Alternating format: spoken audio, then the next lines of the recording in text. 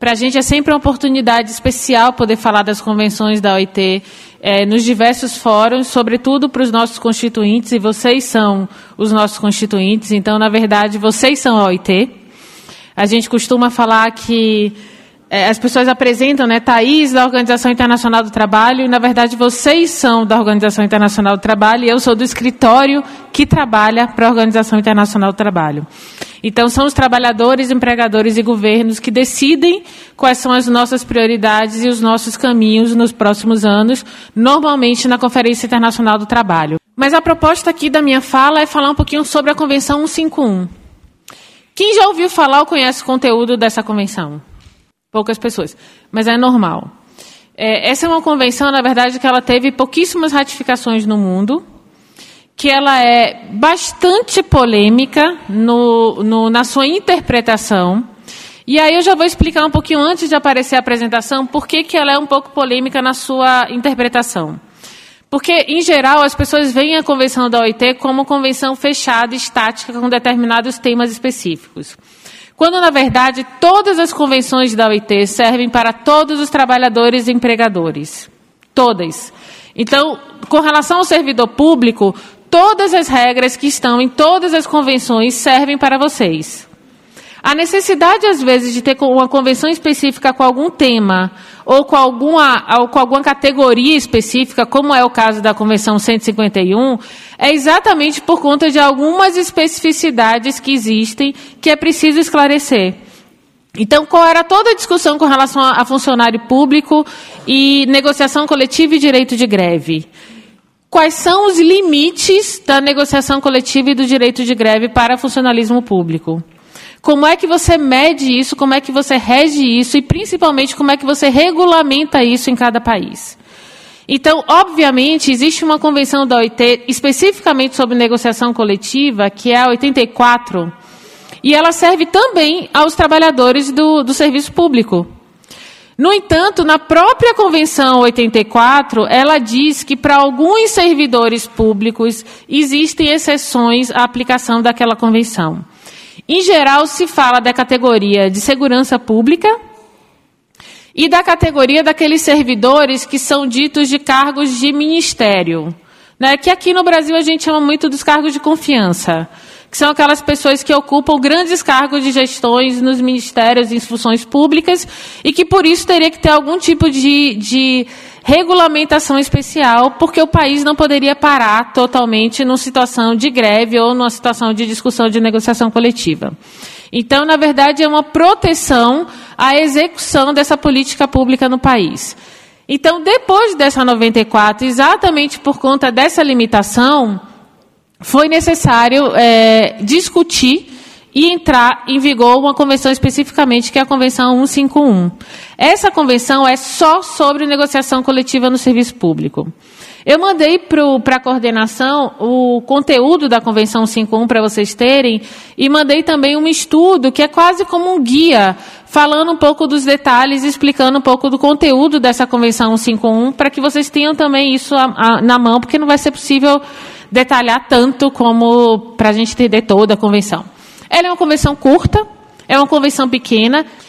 Já de cara, eu queria falar que aí tem um tema do objetivo da OIT. A gente está quase completando 100 anos de existência. A OIT existe antes da existência das Nações Unidas, em 1919. Então, daqui a 2 anos, a gente completa nosso centenário, que tem alguns temas que vão ser fundamentais. E eu posso dizer a vocês que um dos temas que tem sido muito discutido é o tema dos servidores públicos. Exatamente o tema dessa Convenção 151 e a necessidade de regulamentar essa convenção. O Brasil, ele ratificou a Convenção 151, mas ainda, isso daí, vocês, senhores, sabem muito mais do que eu, é preciso regulamentar de uma forma muito clara. A gente não tem na legislação nacional muita clareza de quais são os limites de negociação coletiva e de quais são os limites, sobretudo, do direito de greve.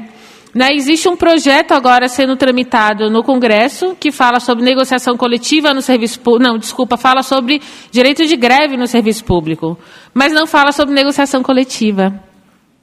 Então, isso pode ser um vazio importante. Porque qual é o ideal? O ideal é que a gente prime pela negociação coletiva e pelo diálogo social E o direito de greve, ele existe quando essas esferas não funcionam, né? Mas ele não pode ser e não deve ser a primeira via de negociação. A primeira via de negociação é sempre o diálogo, que deve ser permanente e deve ser regulamentado. Então, por isso pode ser um vazio que seja preciso atuar para que ele não exista, ou pelo menos que ele não cause tantas consequências. Tem um tema que me falam bastante, que eu queria falar antes de falar dos temas principais, que muita gente pergunta quais são os mecanismos de controle da OIT. Né? Quando uma convenção é ratificada, ela vira lei nacional. Ao virar lei nacional, significa que o país tem que obedecer. Significa que o judiciário tem que obedecer. Significa que os órgãos têm que obedecer, porque é uma legislação nacional. Inclusive, ela está acima da legislação ordinária. Ela tem um status de legislação constitucional. Ou seja, se a gente tem uma legislação ordinária que é contrário à Convenção Internacional, o que vai prevalecer é o que está sendo dito na Convenção Internacional. No entanto, ela é feita para atuar nos 187 países e Estados-membros da OIT. Isso significa que ela não pode ser muito específica. Porque, por exemplo, o funcionarismo público do Brasil não tem nada a ver com o funcionarismo público de outros países que também são Estados-membros da OIT. Então, as convenções, elas são sempre patamares mínimos que os países têm que seguir. Patamares mínimos e gerais. E cada país precisa fazer a sua regulamentação. Inclusive, o exigido, na verdade, o sugerido é que o país supere o patamar mínimo. Eu vou dar um exemplo. Pela Convenção da OIT 182 sobre trabalho infantil, a idade mínima para o trabalho é 15 anos. O Brasil estabeleceu 16. O Brasil, como diversos outros países, estão estabelecendo idade de 16, 17. Então, esse é o desejável, que a gente supere. Porque a OIT ela vai legislar para países ainda em desenvolvimento, países já desenvolvidos, países em situações extremamente diferentes. Então, cada um precisa fazer a sua regulamentação. Mas existe um mecanismo de controle. E esses mecanismos de controle, sobretudo no que interessa aqui a gente, que a gente está falando sobre negociação coletiva, existe um mecanismo de controle, que é a Comissão de Liberdade Sindical e Negociação Coletiva, que eu já não estou achando aqui qual é a data, mas eu vou achar. Mas ela foi criada mais ou menos na década de 50, se eu não me engano foi em 59. Exatamente porque começou a chegar uma quantidade imensa de queixas de constituintes, normalmente de organizações de trabalhadores, sobre o que a gente chama de ações antissindicais. Isso vocês já devem ter ouvido falar, né? Que são todas as ações que existem para prejudicar o bom andamento e a liberdade sindical e o direito à negociação coletiva. Então, como teve uma demanda muito grande desses pontos, se criou um comitê específico sobre liberdade sindical e negociação coletiva. Então, todas as denúncias e queixas que chegam com relação a esse tema vai para esse comitê específico, porque a gente também tem um comitê de peritos e normas. Mas como esse é um tema extremamente específico, que em algumas situações tem casos muito graves, né? A gente tem situações de países, por exemplo, que mantêm trabalhadores presos em cárcere privado em determinado lugar. Então, são situações extremamente graves e urgentes, onde algumas vezes a vida humana está em jogo, e por isso existe um comitê específico de liberdade sindical e negociação coletiva. E esse comitê recebe essas denúncias, essas queixas, e existe todo um processo de controle da OIT, que aí passa pela negociação com o país para que ele responda àquela demanda. Então, ele tem que, obviamente, ter o direito à defesa, né? Não é um litígio. A OIT sempre prima pelo diálogo social, então não é um processo de litígio, é um processo de esclarecimento dos fatos e de sugestão. Então, depois, se realmente é constatado, existe uma série de recomendações que são feitas para o país, e perceber se essa recomendação foi ou não cumprida, aí sim vem um processo de denúncia da convenção e daquele país. Então, existe um procedimento e um mecanismo de controle. Com relação ao tema específico da Convenção 151, essa convenção ela dá especificamente 5 grupos de temas, onde se organizam os direitos dos trabalhadores e seus servidores públicos. O primeiro dele é a proteção do direito de sindicalização. Então, isso é para não ter dúvida com relação à Convenção 84, de que os funcionários públicos têm direito a sindicalizar e, portanto, têm direito à liberdade sindical, né? Não existe um direito à sindicalização sem ter junto o direito à liberdade sindical. as facilidades que devem ser concedidas a organizações de trabalhadores públicos, procedimentos para a determinação das condições do emprego, direitos civis e políticos, solução de conflitos sobre a determinação das condições de emprego.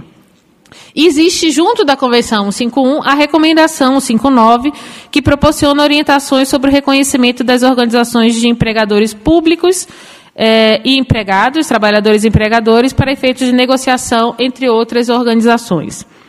Então, é bom a gente ver que sempre a recomendação, pelo próprio nome, ela não é vinculante, mas ela traz algumas recomendações a mais com relação às convenções, e essa é ligada especificamente à Convenção 151.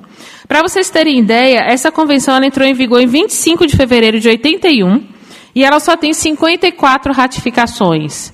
Considerando que a OIT tem 187 países membros, essa é uma convenção que talvez seja uma das menos ratificadas no mundo, exatamente por toda a polêmica. Então, alguns países alegam que têm medo de ratificar e que haja um número maior de greves no serviço público, que o país possa parar por conta disso, enfim. O Brasil ratificou em 15 de junho de 2010, através do Decreto 7.944. Então, para o Brasil, essa é uma legislação que deve ser seguida. Agora, com relação... Vamos lá, então vou passar ponto por ponto e dizer quais são as questões principais de cada um desses 5 grupos. Não vou entrar em detalhes, mas eu vou deixar a apresentação depois para vocês visualizarem, que fica muito melhor quando vocês leem e podem visualizar esses temas. Com relação à facilidade de conceder às organizações de trabalhadores da função pública. A coisa principal da convenção é que ela diz que devem ser concedidas facilidades aos representantes das organizações de trabalhadores da função pública reconhecida, de modo a permitir-lhes cumprir rápida e eficazmente as suas funções, quer durante as suas horas de trabalho, quer fora delas. Isso significa o quê? Qualquer pessoa que esteja à frente de uma organização sindical no funcionalismo público deve ter a possibilidade de atuar como? Porque se a gente for ler, por exemplo, algumas das atividades antissindicais que são alegadas, são aquelas atividades onde o trabalhador tem uma demanda tão grande de trabalho e em todo o tempo de horário que é impossível ele exercer a função dele como líder sindical. Então, acaba sendo uma atividade antissindical no sentido de que, ok, você pode ser líder sindical, mas eu não te deixo tempo para trabalhar como líder sindical. Então, o sindicato acaba sendo enfraquecido, porque esse líder sindical não vai ter o tempo necessário para fazer as articulações de diálogo social que requer esse tipo de função. A concessão dessas facilidades não deve prejudicar o funcionamento eficaz da administração ou do serviço interessado. Esses são todos os cuidados que se tem quando a gente fala sobre administração pública. E por isso que é tão importante regulamentar. Porque não é nada absoluto. Como eu falei, nenhum país tem um quadro de serviço público igual ao outro. Então, seria impossível, por exemplo, a convenção dizer, olha, no caso de médico com especialidade X, ele não pode tirar tanto tempo porque isso é importante. Isso cada país vai decidir. Então, é na regulamentação que você vai saber qual é o limite entre você dar um tempo necessário para um líder sindical ou uma líder sindical exercer o seu trabalho e suas funções públicas, e também no momento em que aquele tempo pode prejudicar o serviço público, o funcionamento do serviço público. Então, todo o processo de negociação coletiva e liberdade sindical, ele tem que existir, obviamente, sem prejudicar o serviço público naquele país. Então, por isso que tem que haver uma negociação e um meio termo, e por isso que, para algumas categorias, é mais difícil regulamentar o direito de greve por questões óbvias. A gente sempre fala muito no tema da segurança pública e da saúde, né? Você está lidando diretamente com a vida das pessoas, então é algo que tem que ser regulamentado de uma maneira muito especial. Por outro lado, você não pode também privar esses trabalhadores de uma negociação coletiva. Por isso que é tão importante os processos de negociação e de diálogo social serem realmente eficazes e realmente fortes para realmente prevalecer. Então, a gente tem dados muito claros de que quanto mais um país fortalece o diálogo social e a negociação coletiva, menos ele tem situações de greve, menos ele tem situações de conflito. Porque na grande parte das situações de conflito ou de greve, em geral, na grande esmagadora parte, os trabalhadores querem voltar às suas atividades normais. A situação de greve ela não é confortável nem para o trabalhador, nem para o empregador, nem para a sociedade. Então, é algo que deve ser evitado e que é evitável se tiver um processo de negociação muito consciente, muito claro. No outro tópico, que é o processo de direito de sindicalização, o tema mais importante, que aí eu destaquei poucos pontos de cada um para não ficar muito cansativo, que ele fala que os trabalhadores da função pública devem beneficiar de uma proteção adequada contra todos os atos de discriminação que acarretem violação da liberdade sindical em matéria de trabalho. São designadamente assimilados os atos de ingerência, no sentido do presente artigo, todas as medidas tendentes a promover a criação de organizações de trabalhadores da função pública dominadas por uma autoridade pública ou a apoiar organizações de trabalhadores da função pública por meios financeiros ou qualquer outros, com o objetivo de submeter essas organizações ao controle de uma autoridade pública. Isso claramente é a explicação do que significa liberdade de sindicalização. O sindicato precisa ser autônomo e livre. Então, não existe a possibilidade de um sindicato autônomo e livre que dependa de uma autoridade pública. A legislação nacional determinará a medida em que as garantias previstas pela presente convenção se aplicarão aos trabalhadores da função pública de nível superior, cujas funções são normalmente consideradas de formulação de políticas ou de direção, ou os trabalhadores de função pública cujas responsabilidades têm um caráter altamente confidencial. A legislação nacional determinará, à medida que as garantias previstas pela presente convenção se aplicarão às Forças Armadas e à Polícia. Então, lá em cima, vocês podem ver que não é que é proibido aplicar a convenção a esses grupos. É que é necessária uma regulamentação especial dentro da especificidade de cada país. Mas eles não estão fora, essas categorias não estão fora da regulamentação da convenção. Mas é importante falar claramente quais são as condições para que essas categorias dessas funções de formulação de política pública ou de cargos chamados cargos de confiança, de que maneira eles vão ser atendidos pela Convenção 151. Aqui também é interessante que eu contei um pouco a história do porquê a Convenção 151 foi necessária, por conta das discussões com a Convenção 84 que teve, mas também tinha um tema importante que era a importância do serviço público no estabelecimento dessas normas no contexto nacional. O que acontece, gente? Eu não sei se vocês, imagino que vocês saibam, mas muitas vezes outras profissões de outras categorias que não são servidores públicos têm como base a categoria do servidor público. Com relação à hora de trabalho, com relação ao salário, com relação às condições e garantias. É como se o servidor público ele tivesse que ser modelo de garantia do trabalho decente. E que tivesse, porque ele acaba, e efetivamente em quase todos os países, e eu não estou dizendo que seja uma vida maravilhosa de todos os servidores públicos, mas acaba sendo uma referência do tipo de atividade. Então, existem, por exemplo, várias tomadas de preço para medir salário de grandes empresas privadas ou de organismos internacionais que usam o padrão do servidor público como média. Como média de discussão. Então, na discussão também dessa convenção, foi importante de que o servidor público, de que o serviço público tinha que manter esse patamar de qualidade de serviço e de trabalho, e de possibilidade de negociação, para que o próprio governo não tenha um estabelecimento de servidores públicos com menos direito à negociação coletiva do que outros funcionários de outras categorias e de outros serviços. Então, essa foi uma das discussões da necessidade de ter uma convenção, dessa Convenção 151 e da Recomendação 159. Esse outro tema aqui são os processos de fixação das condições de trabalho. Quando necessário, devem ser tomadas medidas adequadas às condições nacionais para encorajar e promover o desenvolvimento e utilização dos mais amplos processos que permitam a negociação das condições de trabalho entre as autoridades públicas interessadas e as organizações de trabalhadores da função pública ou de qualquer outro processo que permita aos representantes dos trabalhadores da função pública participarem da fixação das referidas condições. Isso significa que qualquer discussão em termos de condição de trabalho deve ter a participação dos trabalhadores. Nem sempre vocês vão perceber que nem sempre tem autoridades, organizações de trabalhadores ou outro processo, porque existem países onde você não tem sindicalização e não tem organização dos trabalhadores no serviço público. Mas isso não significa que esses trabalhadores não tenham que participar das discussões de qualquer tema que se refira às condições de trabalho deles mesmos, ou através das organizações, ou através de outra forma de participação. Com relação a direitos civis e políticos, os trabalhadores da função pública devem beneficiar, como outros trabalhadores, dos direitos civis e políticos que são essenciais ao exercício normal da liberdade sindical, com a única reserva das obrigações referentes ao seu estatuto e à natureza das funções que exerce.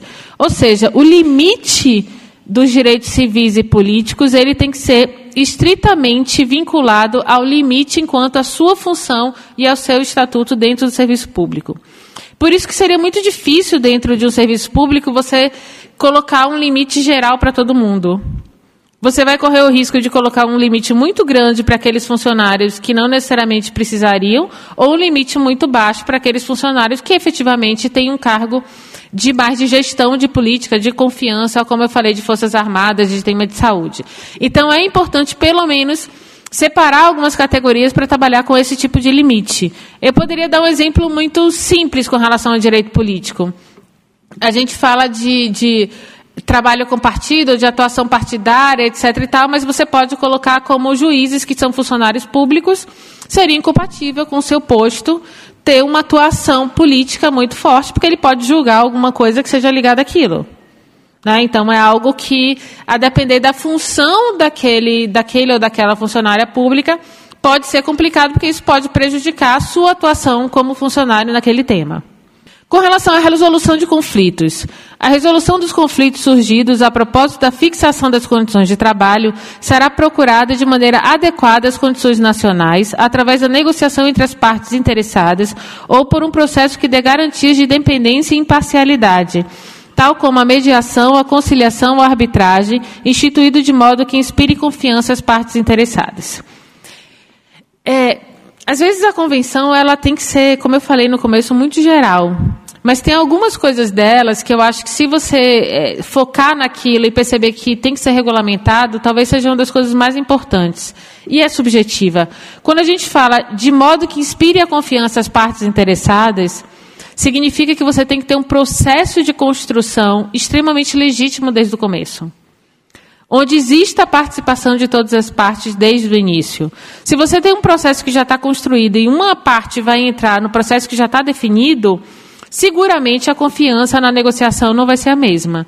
Então, é importante que todo o processo de construção seja feito de maneira tripartite, ou no caso de servidor público, acaba sendo bipartite, né? Porque o empregador e o governo são as mesmas pessoas. Aqui são alguns detalhes, antes a gente já está quase terminando, mas alguns detalhes que eu separei que eu acho que são importantes. No artigo 1, ele diz que a presente convenção aplicar-se-á a todas as pessoas empregadas pela administração pública, na medida em que não lhes seja aplicável a disposição mais favoráveis de outras convenções internacionais. O que significa? Para qualquer convenção, o que vai ser aplicado é o que seja mais favorável. Então, existe, como eu falei para vocês, a Convenção 94, que também fala de negociação coletiva. Se para alguma categoria de servidor público a Convenção 94 for mais favorável do que a 151, vai ser aplicado a Convenção 84. Se não tiver nenhuma dessas exceções de que eu falei com relação ao tipo de posto. Os funcionários que não estão a serviço da administração do Estado podem gozar de condições mais favoráveis no marco da 98, também com respeito à negociação coletiva. Alguns países instauraram mecanismos avançados para promover os objetivos dos artigos 7 e 8. Esses são os artigos que falam sobre resolução de conflito. Então, talvez esse seja o tema da convenção mais importante de ser regulamentado, porque quando a gente fala de resolução de conflito, significa que existe um conflito. Né? Se existe um conflito, vai ser mais difícil você estabelecer situação de confiança para a resolução. É porque você não conseguiu prevenir o conflito. Então, é mais importante que esse mecanismo de resolução de conflito esteja realmente claro e realmente estipulado. Outros determinam unilateralmente as condições de trabalho ou não foram capazes de aplicar os mecanismos de consulta. Isso significa que tem países que já foram avaliados pela OIT, que ratificaram a Convenção 151, mas que não regulamentaram, que não têm mecanismo de consulta e que não conseguiram aplicar esses mecanismos e essas recomendações até o momento. E essa falta de consulta tem sido determinante para a geração de conflitos laborais graves e custosos. Então, com relação a esse tema, é aquilo que eu te falei, já falei para vocês, já existem pesquisas que mostram de maneira muito clara que quanto menor a capacidade de negociação, maior são os conflitos que acarretam tanto por servidores públicos quanto por Estado. Com relação à negociação coletiva, é fundamental que ela seja livre, voluntária, de boa-fé, pode potencializar ao máximo a repercussão das respostas à necessidade da economia real, em particular no período de crise econômica, e contribuir na criação de condições de trabalho justas e equitativas. Garantir a eficiência da administração pública, facilitando a adaptação às mudanças econômicas e tecnológicas e às necessidades da gestão administrativa. O que significa isso? O Brasil não é o único país que passa por crise econômica e crise social. Quanto mais o processo de negociação coletiva for eficiente com os servidores públicos, que são aqueles responsáveis pela gestão e pela execução das políticas públicas, mais o país vai ter capacidade de se adaptar às situações de crise e se adequar, ouvindo os trabalhadores. Ninguém melhor do que os trabalhadores que estão na ponta fazendo a execução dos projetos, das políticas, para dar as sugestões de que maneira aquilo pode se adaptar à realidade que está aparecendo naquele momento. Então, é muito complicado você ter processo de reestruturação do funcionalismo público sem a participação do funcionalismo público. Como é que você vai saber a eficácia do resultado dali se você não ouve quem é responsável diretamente pela execução? Se é possível ou não fazer determinadas mudanças, se vai ser real ou não determinadas mudanças.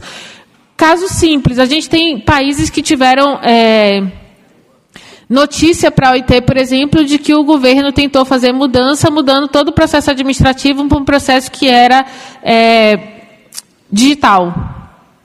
Esse era um país pobre. Os servidores tinham dito, a gente não vai fazer isso porque a gente não tem esse serviço, isso não vai ser possível. E o governo seguiu com essa ideia dessa alteração no serviço público. Foi um fracasso. Diversos municípios e províncias ficaram sem a execução dessas políticas públicas, porque esse serviço era impossível de ser aplicado na realidade.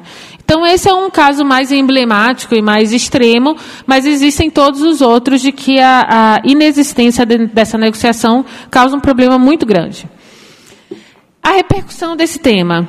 O Pacto Mundial para o Emprego dá uma importância prioritária à promoção e à criação de empregos, entre outras coisas, através de prestação de serviço público de qualidade. No World of Work Report da OIT, a indicação de que o emprego na administração pública foi determinante para impedir que o emprego diminuísse ainda mais no começo da crise, mas incidiu menos na criação de empregos que outros tipos de gastos públicos. Ou seja, não houve um aumento no emprego na área de serviço público, mas a existência do funcionalismo público acaba sendo uma base de estabilidade econômica também daquele país. Porque como você tem uma estabilidade em geral no trabalho e no número de pessoas que estão empregadas naqueles municípios, existem municípios, por exemplo, que eles sobrevivem porque existe funcionalismo público. Se não existisse o funcionalismo, aquele município seria um caos absoluto, porque não teria como gerar essa renda. Então, são outras consequências e repercussões da existência do funcionalismo público. Agora, algumas recomendações. O Comitê de Liberdade Sindical ressaltou a necessidade de consultar os representantes dos funcionários públicos para estudar medidas de resposta à crise que possam afetar suas condições de trabalho. De fato, muitos estados recorreram à negociação coletiva para modelar o impacto da crise na administração pública. Os modelos sociais e os sistemas de diálogo social bem desenvolvidos não são sinônimos de finanças públicas mal saneadas. Ou seja, negociação coletiva, adequação de condições de trabalho não significa necessariamente que você vai ter um maior gasto ou que você vai ter um prejuízo financeiro na execução do serviço público. Às vezes, essa negociação acaba acarretando algo muito positivo, que é a maior eficácia no serviço público e na execução dessas políticas. Esse é um triângulo, que é uma visão muito clara que, na verdade, a base que é o que mais se tem nos Estados-membros no mundo, é uma troca de conhecimento. Isso é uma coisa é você informar, trocar o conhecimento sobre o que está acontecendo. Segundo, que já é um mecanismo mais avançado, que é consultar. Que aí você pede a opinião e consulta sobre determinado tema. Isso já é um pouco mais avançado do que só trocar informação. Mas realmente o ideal é que exista a negociação. Uma negociação, ela vem depois de uma consulta, mas ela realmente prevê uma situação de confiança, de boa-fé, de liberdade, onde o que se pretende é chegar numa solução que seja importante para todas as partes que estão envolvidas.